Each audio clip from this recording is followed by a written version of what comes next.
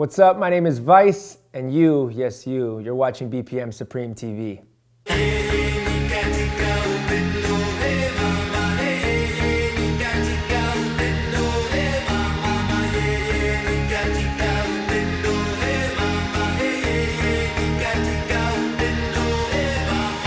At a young age, I was trying to figure out a DJ name, and this is pre-YouTube. This is internet wasn't around, so I grabbed the Webster dictionary and I just start flipping through it.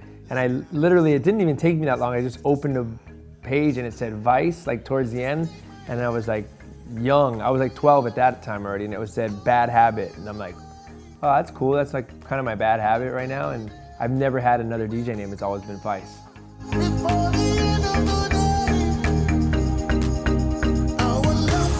So I decided to drop DJ out of Vice, really because at the time I was going through a transition as a DJ and really focusing more as a producer. And on top of that, I'm running another company, which is my sneaker boutique, Crossover. So I kind of had my hands in two different worlds, and I was like, I'm not just a DJ, like I have more to me. So I've been DJing a long time, so I just felt like, let me just change it up. Let me just drop the DJ and be Vice. And you know what? It's Vice or it's DJ Vice. It still does. They both still come to me because the name has been with me for so long. But it just felt like, a good little refresh for myself.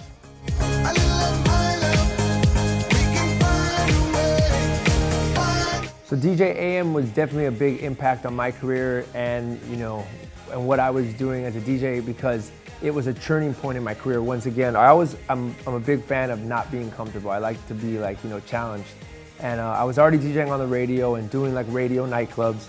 And I run into this guy, DJ AM, who was doing nightclubs in the same city, but in Hollywood. And I'm like, we're like DJing right around the corner from each other, but I don't even know who you are, I don't know what you do.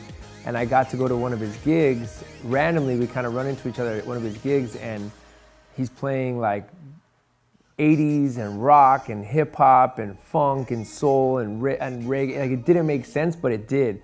And I was like, that's crazy. That's just kind of shit I do at like a wedding or like when I'm just like messing around, like listening to stuff. So I was like, but you're actually making people dance. So it was a moment where I was like, I want to I want to get into this. I want to be able to DJ these clubs and, mix anything and everything together. So AM was the guy who opened my eyes to people actually will move to this and dance to this.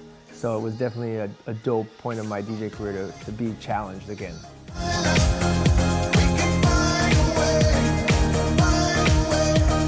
The radio, definitely helped me bring my name to all of LA and all the surrounding areas.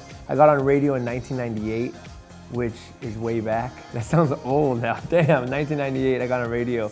But at that time I was just a DJ that was playing in local clubs and weddings and quinceañeras and anywhere and everywhere I could DJ. I was like, I'm doing it. I'm just down to DJ. And when I got put on Power 106, we had 1.6 million listeners on that radio station. So it was just a platform for my name to go viral in a sense, all across LA and all the surrounding areas. So that definitely put my name out there and had people asking, who I was.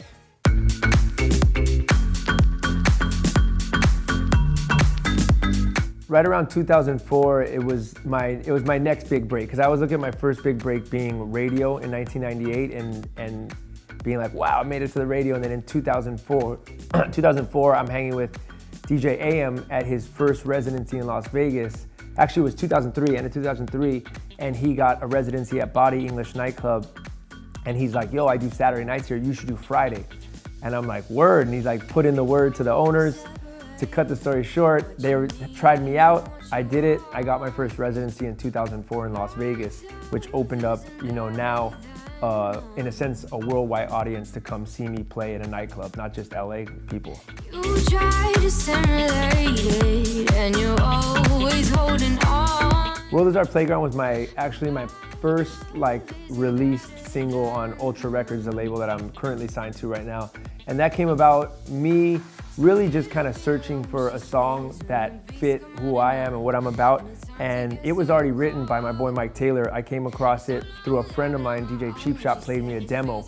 And it was just a demo version of him singing the song World Is Our Playground. And I was like, holy shit, this is it strikes that nerve. Every DJ knows when they hear a song and it's just like, it hits them like, oh wow, like, so it was just his vocals, the tone of his vocals, what he was singing about, and you can feel his passion about, you know, about his song, and it hit me right there, and that's how I connected with Mike Taylor, and I was like, yo, we got to do this record. I want to turn this into like a worldwide song. So we got together in the studio and really just, you know, finalized it and brought it to life. So now, shouts to Mike Taylor for giving me that opportunity for something he had already written and letting me do my thing on it and kind of taking it to the next level.